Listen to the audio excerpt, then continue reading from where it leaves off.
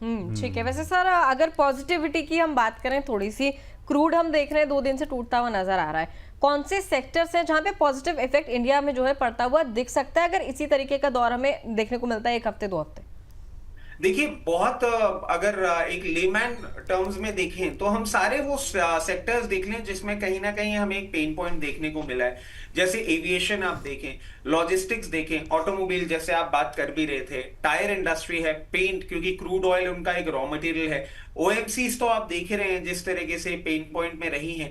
और फिर अगर कहीं ना कहीं आपका इन्फ्लेशन नीचे आता हुआ दिखता है तो बैंकिंग एंड फाइनेंशियल सर्विसेज आप देखें, बैंक निफ्टी जिस तरीके से परफॉर्म कर भी रही है, क्योंकि अगर इन्फ्लेशन नीचे आता है तो एक जो हमारे डर बहुत टाइम से होवर कर रहा है कि आरबीआई अपनी रेट बढ़ा दे, वो भी कहीं ना कहीं लोअर डाउन होता हुआ दिखता है। और उसके साथ साथ आप देखें कंज्यूमर डिस्क्रिशनरी जो होते हैं, एफएमसीजी स्पेस जो होती है, ये भी थोड़ी सी आपको सपोर्ट पे जरूर आती हुई दिखेगी।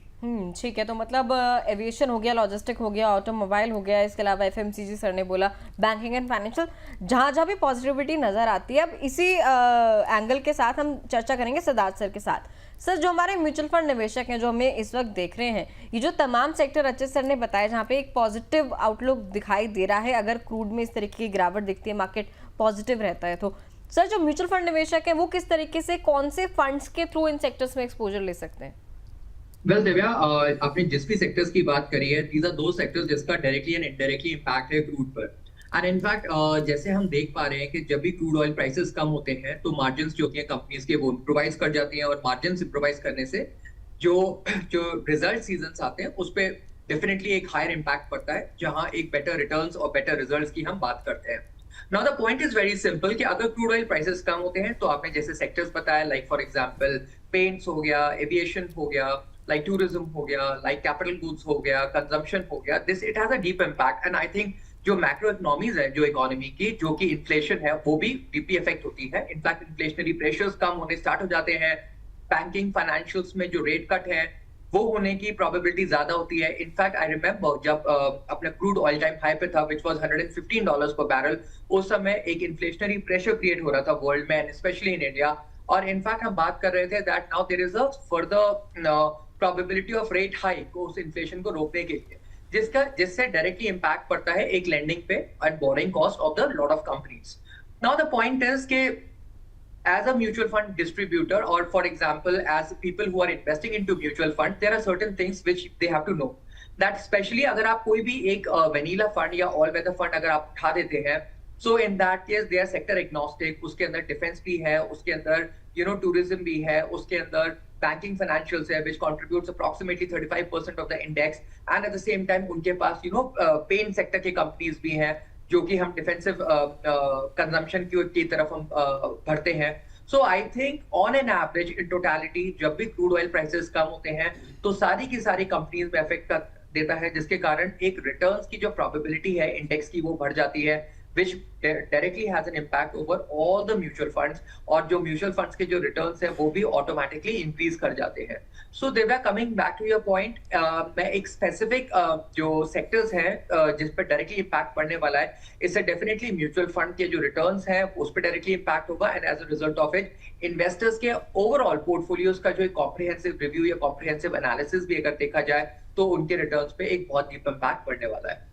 रजत सर, इन केस अगर ये हम लोग जैसे कि क्रूड में यहाँ पर नरमी देख रहे हैं, इन केस अगर ये सस्टेन रहती है, सीज फायर यहाँ पर हो गया है, ट्रीट डेल यहाँ पर अगर हो जाती है, कितने समय में आप देख रहे हैं कि इम्पैक्ट आ सकता है? खासतौर पे टायर हो गया, यहाँ पर पेंट कंपनी होंगी और ओएमसीज हो गई, कितने समय में इसका इम्पैक्ट यहाँ पर देखने को मिल सकता है? तुरंत तो नहीं आएगा। देखिए अभिषेक जी, होता क्या है ना कि टेक्निकल एनालिसिस का एक कंसेप्ट होता है कि मार्केट की पिछले 5 मिनट की न्यूज पूरा का पूरा एक बार में डिस्काउंट कर लिया जाता है, क्योंकि फॉरवर्ड अर्निंग्स की बात होती है, कहीं ना कहीं फॉरवर्ड गाइडेंस की भी बात होती है। तो अगर ये डील प्रॉपर्ली गो थ्रू हो जाती है, आपको और इसमें एक मोमेंटम आता हुआ जरूर देखने को मिलेगा। मतलब आप अभी देखें कि लास्ट फ्राइडे से लेकर आज तक में ही कितना अच्छा मोमेंटम मार्केट ऑलरेडी रजिस्टर कर चुका है, जबकि फ्राइडे के ट्रेडिंग सेशन में तो सेकेंड हाफ में मिहिर ऑफ या जो भी उनका न्यूज एजेंसी का नाम है, might be wrong, but Mehr of Iran ने ये कहीं ना कहीं एक अनाउंसमेंट किया था, उसके बाद ही आपने मोमेंटम देख लिया था। तो क्रूड कूल ऑफ ऑफ कर रहा है और हाथ के हाथ सारा का सारा मोमेंटम आप ट्रांसफर होते हुए भी देख रहे हैं। अगर ये डील गो थ्रू हो जाती है तो फर्दर आपको डाउन ट्रेंड क्रूड में अपना कंटिन्यूड होता हुआ दिखेगा।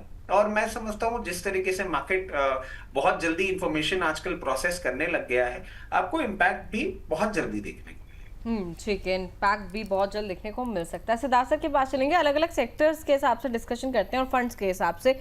ऑटो सेक्टर पर सबसे पहले बात कर लेते हैं। सिद्धार्थ सर, अगर अच्छी खासी तेजी पॉजिटिविटी ऑटो में देखने को मिलती है तो फिर कौन से ऐसे फंड्स हैं जिनमें निवेश करने का विचार जो है हमारे निवेशकों को करना चाहिए, जिससे इस पर्टिकुलर थीम का, पर्टिकुलर सेक्टर का जो है एक्सपोजर अच्छे से पोर्टफोलियो में मिल जाए?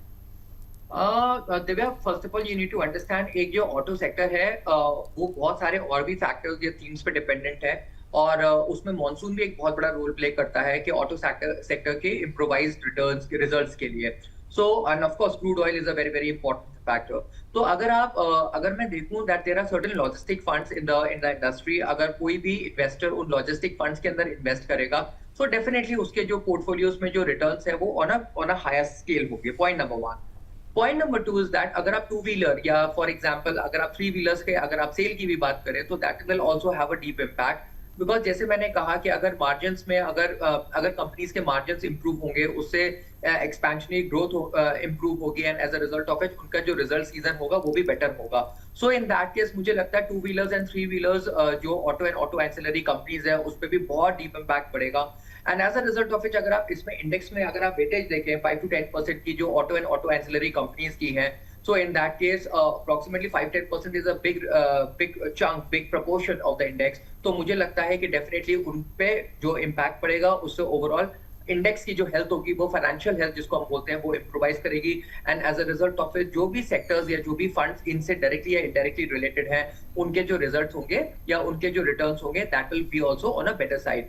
सो अगर आप इस थीम के बारे में बात करें, so this is a very thematic theme और अ वेरी सेक्टोरल थीम जो इन्वेस्टर्स जनरली अपने tertiary part of the portfolio का एक कॉम्पोजिशन बनाते हैं। So in that case of course जो टर्शियरी कॉम्पोजिशन होता है वो अपने साथ रिस्क के साथ रिटर्न्स भी ज्यादा लेकर आता है। सो आई रियली एक्सपेक्ट कि अगर क्रूड एज अ थीम अगर $60 के आसपास भी आता है, जो जनरली क्रूड ऑयल की एक इंट्रिंसिक वैल्यू होती है, so in that case I personally find कि ये सेक्टर्स बहुत बेहतरीन रिजल्ट्स परफॉर्म करेंगे। एंड जितने भी पोर्टफोलियोज हैं या इन्वेस्टर्स की जो एक इन्वेस्टिंग स्ट्रैटेजीज या स्टाइल्स हैं उस पर डेफिनेटली इम्पैक्ट आएगा and we will see something great happening in times to come. तो अच्छा होता हुआ दिख सकता है इन टाइम्स टू कम। अच्छा, एक मिनट अभिषेक जी, आपको रोकूंगी। कमेंट सेक्शन में रचित सर के लिए बहुत सारा हाय हेलो नमस्कार आ रहा है। सर, इतने सारे प्यार को आप एक्सेप्ट करके रखते कहाँ, और आपको नहीं लगता आपको सिप्पी टिप में ज्यादा आना चाहिए थोड़ा?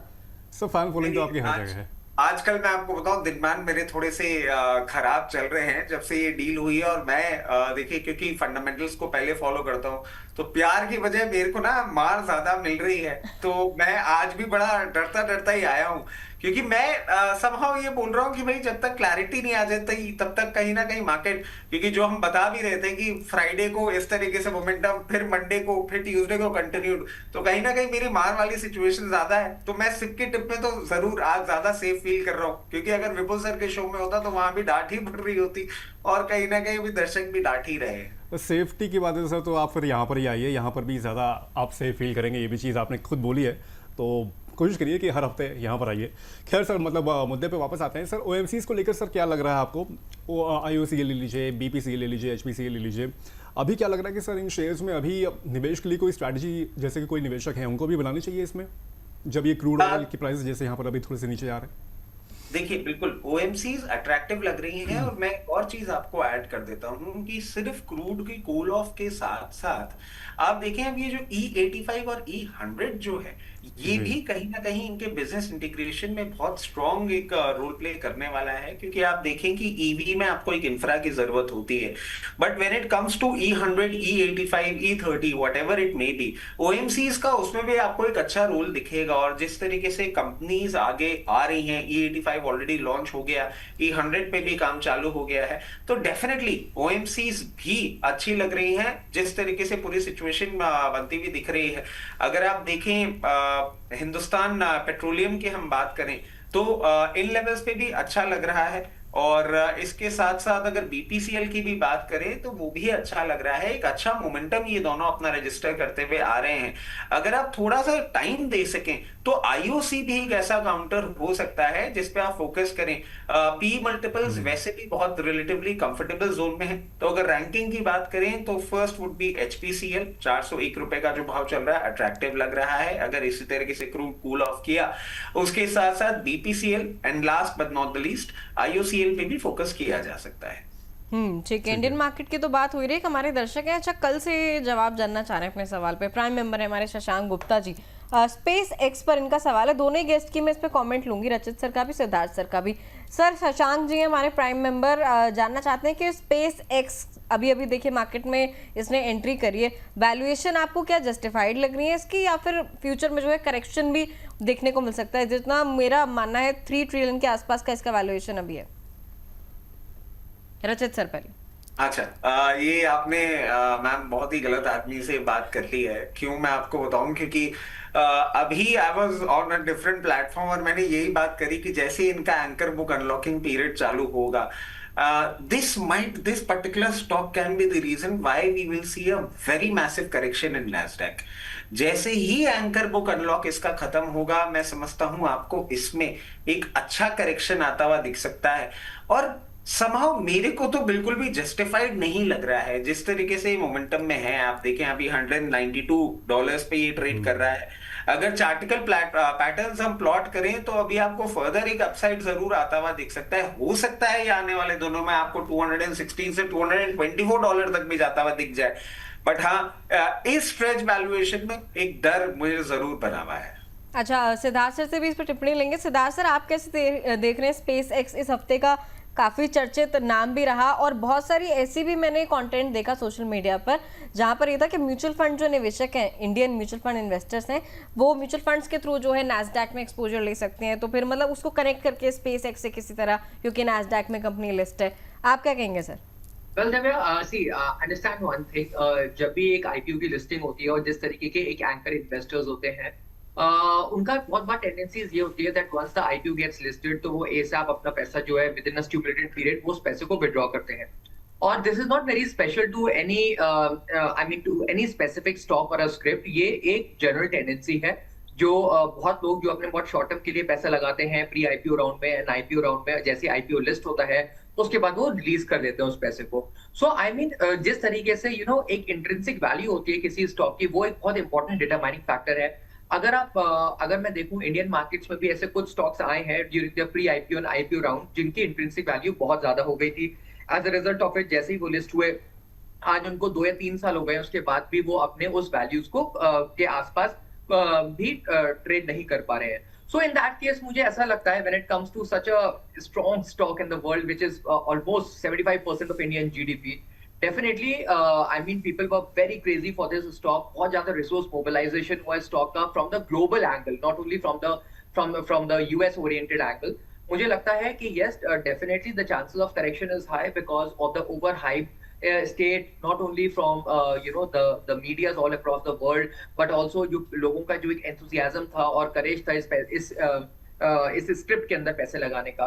सो I mean that of course yes the probability of the stock getting corrected is obviously high, but ध्यान ये देना होगा कि इतना बड़ा आईपीओ वर्ल्ड में पहली बार लॉन्च हुआ है, and people are going crazy for that, not only the Americans of the world but also people in all the parts of the world. तो मुझे लगता है that definitely signs of corrections हो सकते हैं because what happens sometimes is कि overhyped and over exaggeration of some things also creates a lot of problem। जैसे हमारे इंडियन मार्केट्स में देख लो, जैसे गोल्ड एंड सिल्वर जब अपने overhyped स्टेट में थे तब फोमो में उनके प्राइसेस एक्सीडिंगली हाई जा रहे थे, बट जब एक कंसोलिडेशन का फेज आया तो कमोडिटीज करेक्ट हुई। इन द सिमिलर मैनर ये जो एक स्क्रिप्ट है इसके भी कंसोलिडेशन के चांसेस हो सकते हैं इन द नियर फ्यूचर अगर ये अपने इंट्रिंसिक वैल्यू के आसपास ट्रेड करे तो। इनफैक्ट सिद्धार्थ सर एक चीज़ और, जब मैं क्रिप्टो को शो कर रहा था तो उसमें ऑब्वियस बात है कि बिटकॉइन और अलग अलग क्रिप्टो करेंसीज की भी हम लोग बात कर रहे हैं। एलॉन मस्क की जो स्पेस एक्स लिस्ट भी नहीं हुई थी उससे पहले काफ़ी कुछ बताया गया था कि बिटकॉइन से विड्रॉ किया जा रहा है, ETF आउटफ्लो इसीलिए हो रहे हैं क्योंकि फंड जो है वो मोबिलाइज वहाँ पर ज़्यादातर किए जा रहे हैं। नॉट ओनली क्रिप्टो, गोल्ड हो गया, सिल्वर हो गया, दूसरे इक्विटी मार्केट से भी वहाँ पर पैसा निकाल के इसके लिए पैसा कैश रिजर्व रख रहे हैं, ताकि जब ये फंड आएगा, मतलब जब ये स्टॉक लिस्ट होगा उससे पहले हम लोग IPO में पैसा लगाएंगे। तो बहुत बड़ा यूफोरिया था और कई सारी चीज़ें इसमें देखने को मिल रही थी। और जब ये लिस्ट हो गया तो उसके बाद जब ये फैक्ट निकल के आता है कि वैल्यूएशन इसकी काफ़ी महंगी है, तो जो रजत सर ने भी यहाँ पर जो पॉइंट आउट किया है कि नाज़डैक यहाँ पर काफ़ी बुरी तरह गिर सकता है, तो एक चिंता का विषय यहाँ पर भी क्रिएट होता है। अच्छा, एक बहुत क्विक सा आंसर सिद्धार्थ सर से चाहूंगी, इसके बाद हम हमारी डिस्कशन कंटिन्यू करेंगे। म्यूचुअल फंड निवेशक सर, ये जो स्पेस एक्स का नाम सुनकर म्यूचुअल फंड में ज़्यादा रुझान बढ़ गया था, खासकर कि इंटरनेशनल फंड्स में जो नैस्डैक में एक्सपोजर रखते हैं, क्या करें? थोड़ा सा थम जाए, थोड़ा सा रुक जाए? वेल दिव्या, इसका आंसर तो ऑलरेडी सेबी एंड आरबीआई ने दे दिया है। जब उन्होंने अपने LRS लिमिट के अंतर्गत काफी सारे म्यूचुअल फंड्स ने अपना जो इंटरनेशनल एक्सपोजर है वो तो उन्होंने कम ही कर दिया है।